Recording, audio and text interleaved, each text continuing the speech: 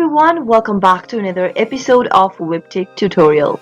Today I'm going to be guiding you through how to reset your password for OVO Energy. Watch the video till the end and don't forget to subscribe to our channel by hitting that subscribe button. Press the notification bell so that you'll never miss another upcoming upload from us. To log into your OVO Energy account, you'll need to first type in your credentials for it. Start off by opening up a web browser and in the URL box type in www.ovoenergy.com and press enter. Doing so will take you to the official webpage of OVO Energy. Now click on the login button at the top right hand corner, which will take you to the login area. You'll need to type in your email address or your OVO ID followed by your password.